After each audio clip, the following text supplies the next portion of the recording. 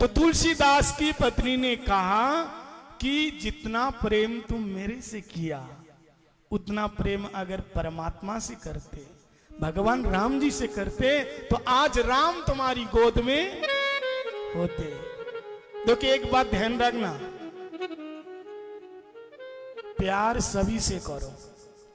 पत्नी से प्यार करना, बच्चों से प्यार करना ये गलत बात नहीं है। प्यार सभी से करो, मोहब्बत सभी से करो, लेकिन अपना जो मन है ना वो किसी को नहीं देना। बोलो जय श्री राम। मन को किसी को नहीं देना। मन किसको देने का? किसको देने का? भगवान ने कहा मन मना भव मद भक्ता मज्जाजी माम नमस्कुरुहु। तेरा जो मन है ना तू मेरे को दे और किसी को नहीं देना। मन को किसको देना? भगवान को देना है। लेकिन हम लोगों की आदत क्या है? हम लोग मन तो संसार में दे चुके हैं और पदार्थ भगवान को देते हैं। पुजारी ने कहा फल चढ़ाओ, चढ़ा दिया, माला चढ़ाओ, चढ़ा दिया, अक्षत चढ़ाओ, चढ़ा दिया, फूल चढ़ाओ, चढ़ा दिया, दक्षिणा चढ़ाओ, चढ़ा दिया, और धीरे से कहा मन को चढ़ा दो। बोले महाराज मन तो हमारे पास है ही नहीं। बोले कहां है? बोले मन तो दुकान में बैठा है। मन कहां है? मन तो परिवार में है। इसलिए सब कुछ करो, लेकिन मन कहां? मन भगवान किसी चरणों में।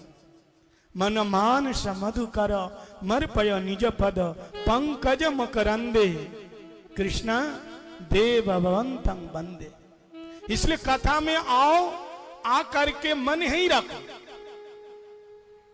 देखो घर चले गए तो घर में रह के मन को कथा में रखो, लेकिन कथा में रह करके मन घर को दिया, क्या फायदा है? अगर आपका शरीर घर में है लेकिन मन मंदिर में है तो आपका घर मंदिर है, और मंदिर में रह करके आपका मन घर में है तो फिर मंदिर क्या हो गया? मंदिर क्या हो गया? घर हो गया। इसलिए मन को देना है, मन को। इसलिए कथा में आओ, आकर के बैठ करके कथा के मध्य में, कथा के बीच में, यानी कथा के अंदर प्रवेशित होकर के कथा सुनो। बोले जय श्री राम।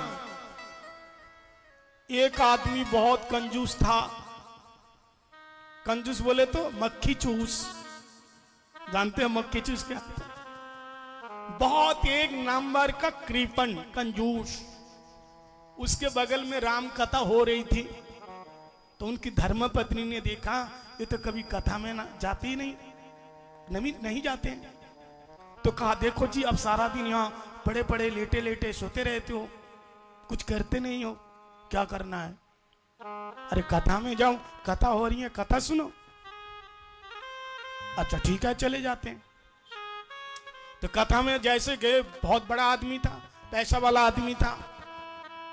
तो जो कथा कराने वाले जजमान ने देखा इतना बड़ा आदमी आ रहे हैं कथा सुनने के लिए, तो उन्होंने कहा ओ आइए आइए आइए।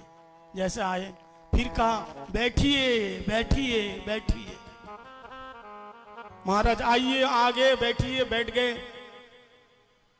और बैठ करके कथा में तो मन ही नहीं है ना। देखो जिन लोगों को कथा में मन नहीं लगते हैं उसके साथ दो घटना घटती है, बड़े ध्यान से सुनना। राम कथा हम तब सुनाएंगे जब ये दो घटना को घटित ना होने दो, क्योंकि अभी 7 दिन तक और कथा सुननी है। ये दो घटना आपके साथ घटने ना दो। वो दो घटना कौन कौन से हैं? कौन कौन सी? एक तो घटना ये है, जैसे कथा शुरू हुई तो हमारा जो मनीराम जी है ना, मन वो कथा से धीरे से कथा से खिसक जाता है, कथा से चले जाता है, मन पास में नहीं रहता है। एक व्यवधान है। और दूसरा व्यवधान क्या है? एक तो मन चले जाते हैं और दूसरा व्यवधान है नींद आ जाती है। नींद आ गई तो कथा गई, और मन चला गया तो कथा भी गई। इसलिए मनीराम को जाने नहीं देना और निद्रा देवी को आने नहीं देना। नींद आ रही तो भागा दो, और मन जा रहा है तो खींच के अपने दिल में बिठा लो।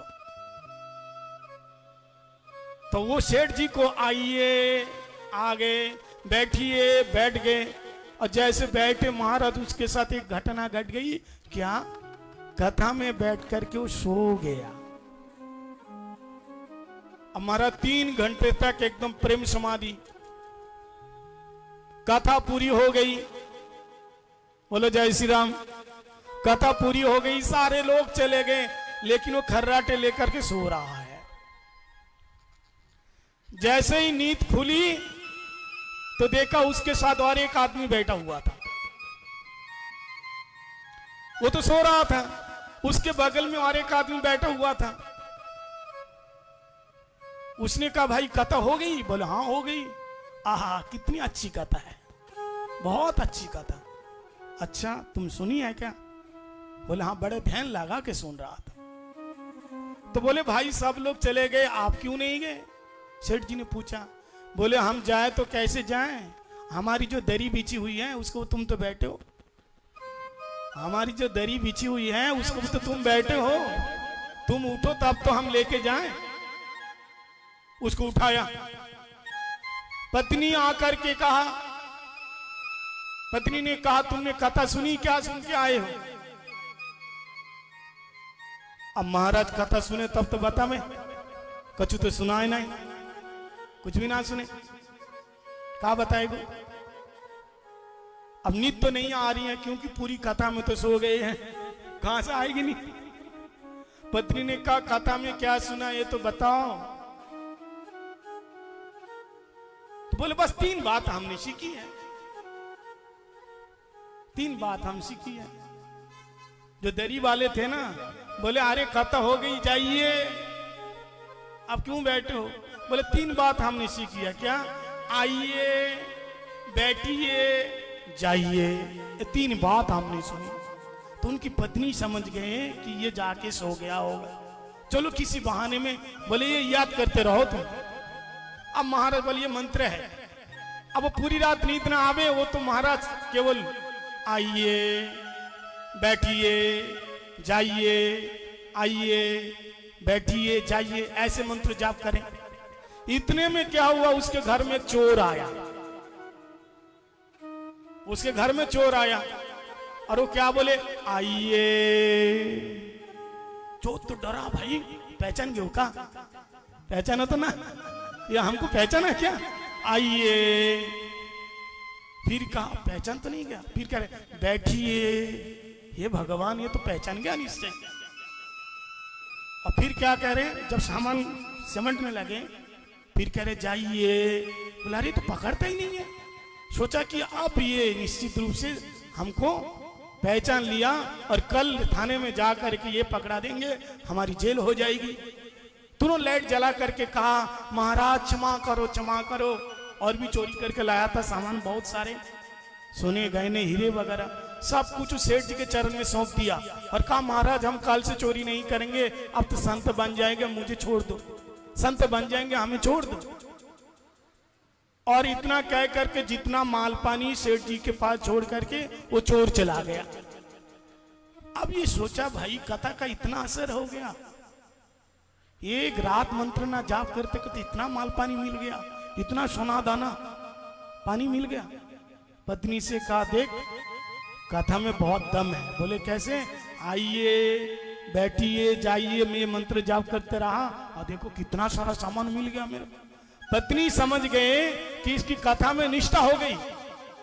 बोले इसलिए सुनो, कैसे भी भाई कुभाई, भाई कुभाई अनक अलसहु, नाम जपत मंगल 10 दिशों।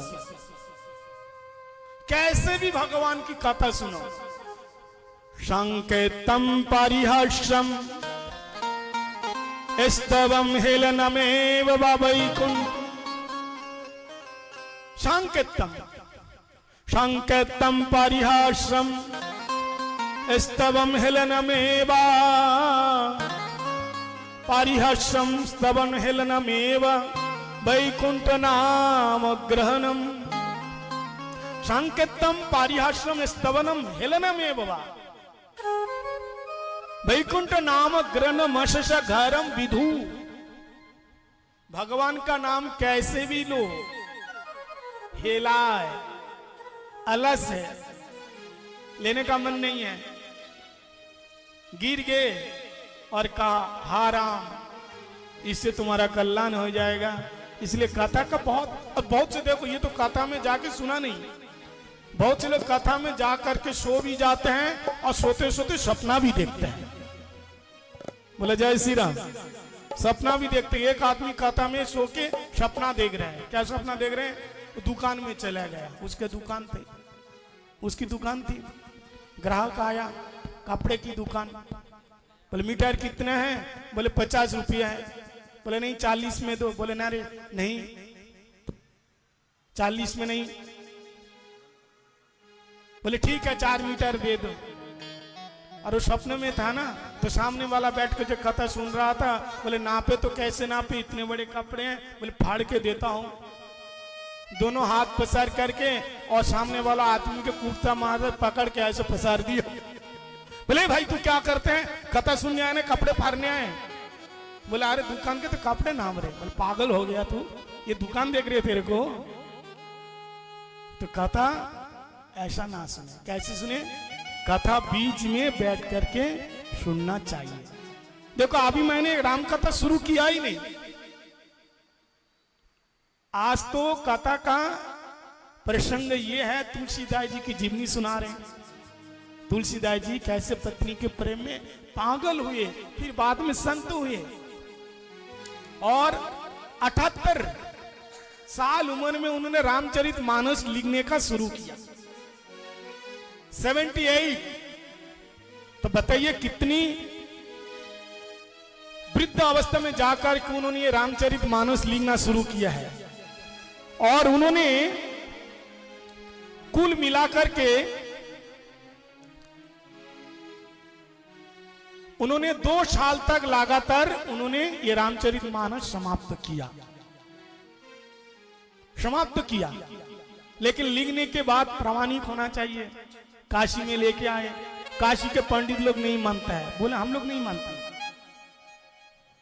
तो मधुसूदन सरस्वती उन्होंने देखा, देख करके कहा अरे भाई ये तुम्हारा रामचरितमानस साधारण नहीं है। ये रामचरितमानस क्या है? बोले तुलसी रूपी। ये तुलसी नहीं है, ये तुलसी की पौधे है। उस पौधे में मंजरी के हैं, मंजरी तुलसी मंजरी के हैं। बोले रामचरितमानस है।